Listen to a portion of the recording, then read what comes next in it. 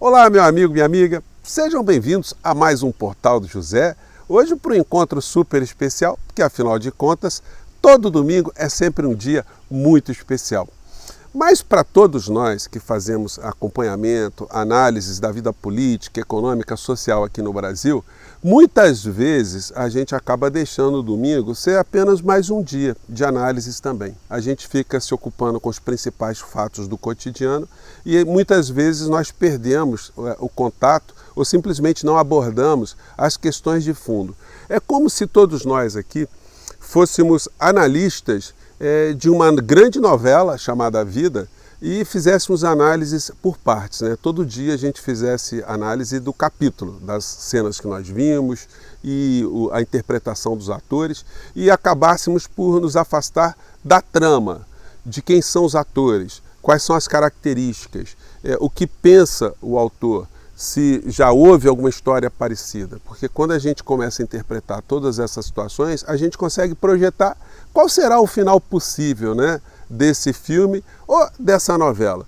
Bom, hoje eu quero conversar com vocês sobre algumas situações que estão relacionadas com alguns fatos específicos, mas que servem também como um grande alerta para que a gente consiga compreender melhor essa grande novela. Vou trazer alguns fatos aqui muito marcantes que se deram ontem e que provocaram centenas, aliás, milhares de comentários aqui no nosso Portal do José, em razão especificamente de um comportamento da ex-primeira-dama, a senhora Michele Bolsonaro. O do marido dela a gente nem precisa falar muito, né?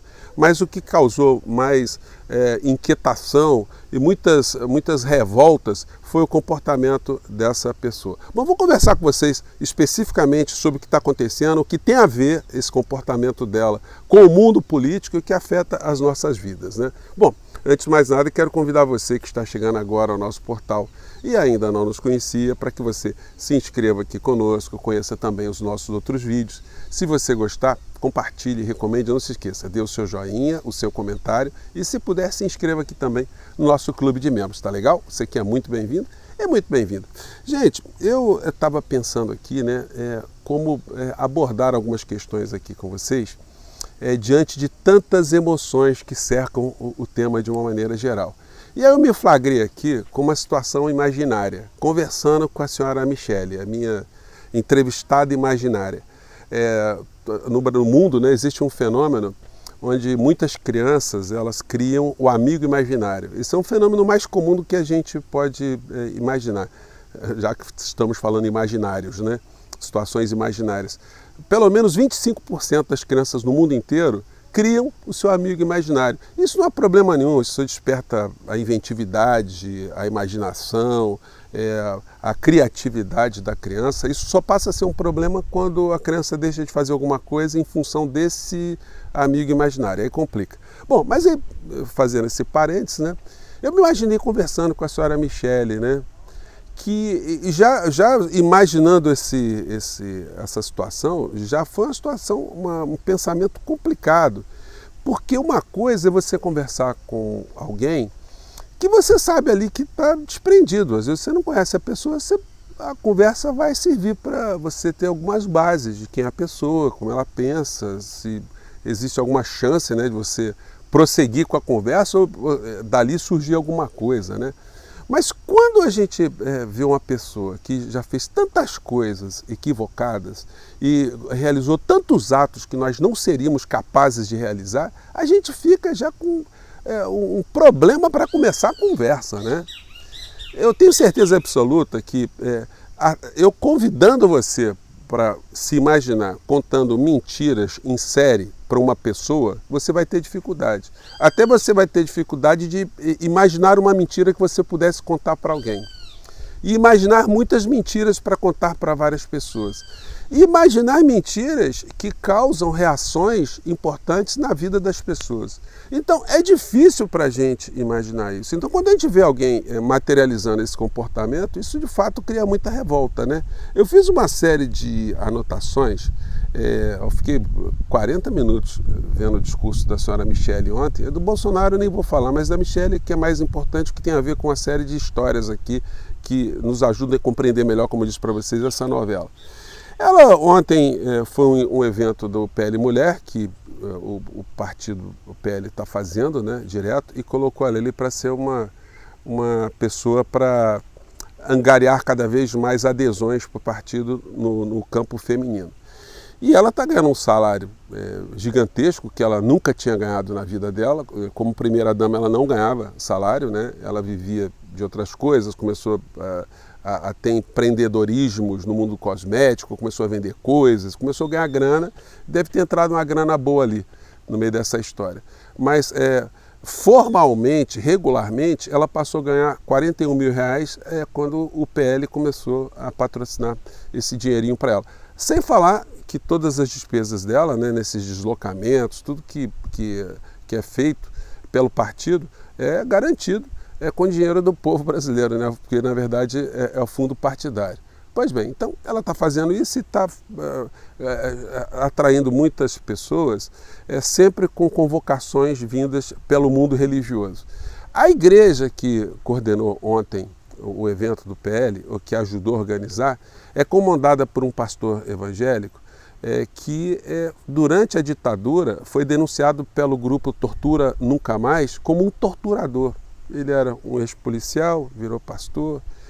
Durante as pregações ele dizia que a vida dele foi cheia de erros, né? Ele fez coisas muito pesadas, o que confirma bastante o fato dele ter sido acusado como torturador, não à toa, né? Bom, mas esse é o pano de fundo. E aí ela fez os proselitismos dela ali, contando a história dela com Bolsonaro, enfim. Muitas coisas são, de certo modo, inofensivas, mas elas também ajudam a desenhar o cenário, humanizando a pessoa dela, para que aquilo que ela passou a dizer na sequência tivesse mais credibilidade. Aí a coisa pega, né? Ela se apresenta como uma mulher comum, conheceu o Bolsonaro e tal. Tem algumas coisas, né? Como eu falei com vocês no Amigo Imaginário, na minha conversa imaginária com ela, eu perguntaria: mas senhora Michele, se a senhora tem essa conexão afetiva tão grande com o Bolsonaro, por que vocês casaram em separação total de bens e isso até hoje não foi modificado? Como é que funciona essa história? Ele casou com a senhora e ele impôs ali um regime claramente com uma preocupação patrimonial. Isso já denotava que ele queria proximidade, mas ele tinha uma preocupação, uma desconfiança em relação ao seu caráter, ao seu comportamento, o que a senhora faria com ele no caso de uma desavença, né? Então, uma coisa assim, já que... por que isso aconteceu, né? Aí, caminhando aqui nos assuntos mais específicos, a senhora Michele disse que, afirmou, né, que mulheres estão perdendo o Bolsa Família para que o dinheiro seja utilizado em viagens de luxo do presidente Lula com a Janja, né? Senhora Michele, a senhora foi primeira-dama, a senhora sabe como é que funcionam as coisas, a senhora pelo menos teve uma noção. Como é que a senhora diz que foi retirado dinheiro de mães do Bolsa Família? E mais do que isso, né? Foi tirado dinheiro de mães por maldade? Isso aconteceu de fato? O governo simplesmente que está aí falou: olha, vou penalizar algumas mães aqui só de sacanagem. Ou o que aconteceu de fato foram cadastros que foram multiplicados em período eleitoral, beneficiando pessoas que não eram para estar no programa. E é claro que ela tem consciência disso, ou claro que a senhora tem consciência disso. Então por que a senhora conta essa mentira assim, tão descaradamente, senhora Michele? E aí vai dizendo que passou por várias crises o governo e deixou o caixa cheio, né? Mas deixou o caixa cheio, dona Michele, porque no último ano do governo do seu marido, se a gente puder chamar de governo, uma série de pagamentos não foram feitos.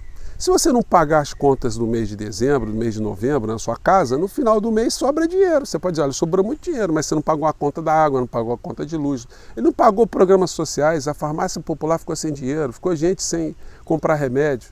Então, e a senhora sabe disso, né? Mas aí vai continuar a fazer. Eu fico pensando o seguinte: o constrangimento que a gente sente, né? Porque a gente sabe que a pessoa está contando mentira.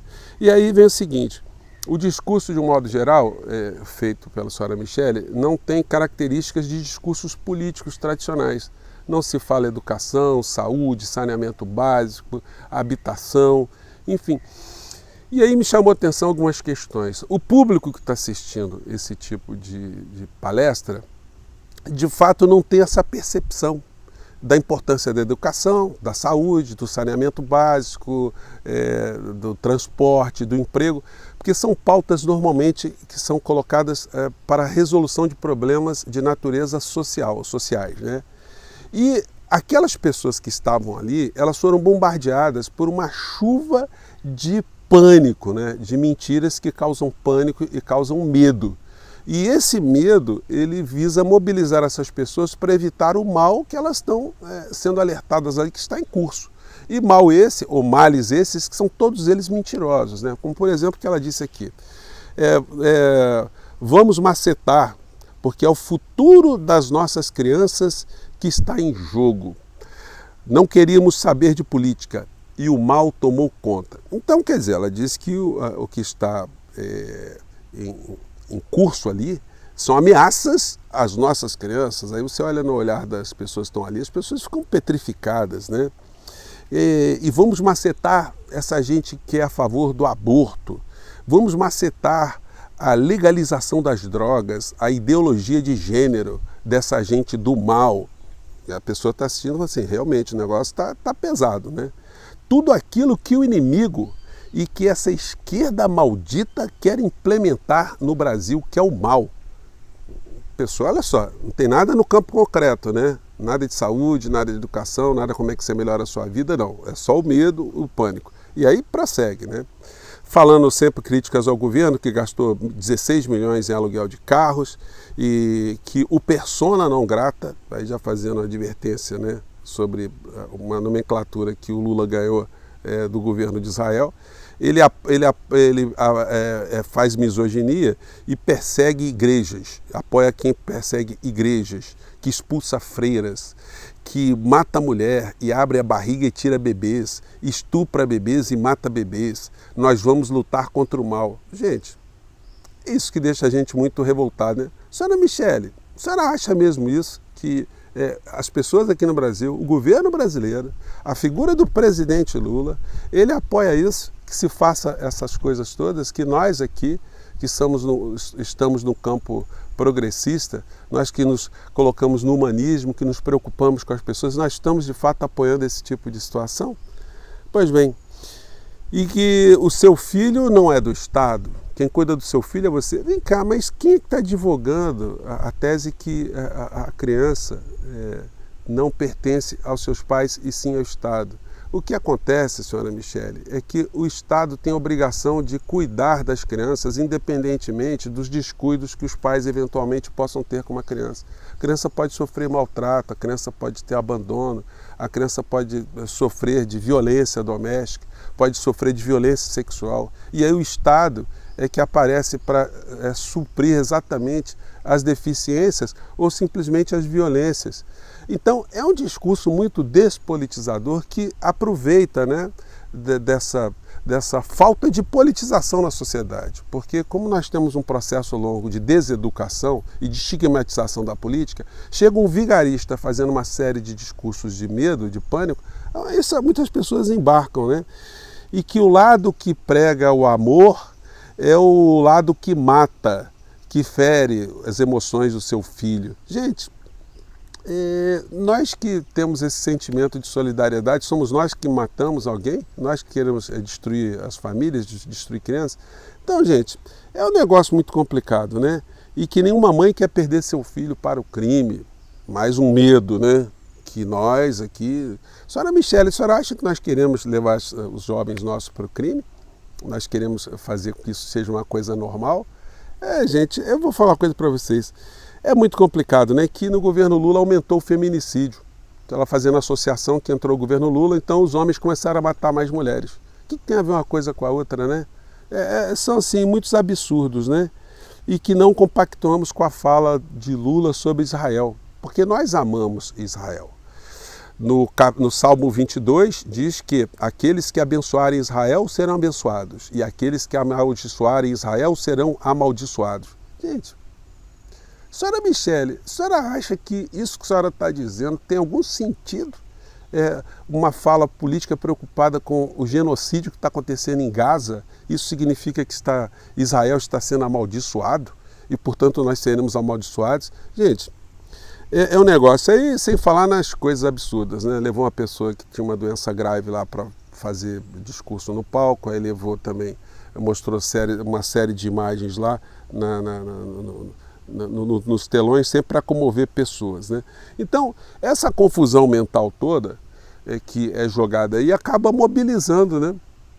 Então, mobilizando essas pessoas. Daí a importância da gente decifrar o que está acontecendo e estabelecer uma série de estratégias para lidar com essas questões. Ontem, só para finalizar aqui, eu recebi uma série de mensagens do ministro Paulo Pimenta, com várias iniciativas que eu vou compartilhar aqui com vocês. Tem coisas muito interessantes e eu vou falar sobre elas ao longo da semana, como ferramentas estão sendo construídas aí para enfrentar esse tipo de patifaria, né? Bom, por enquanto eu vou ficando por aqui e mais tarde a gente se vê. Obrigado por vocês estarem aqui. Até lá. Tchau.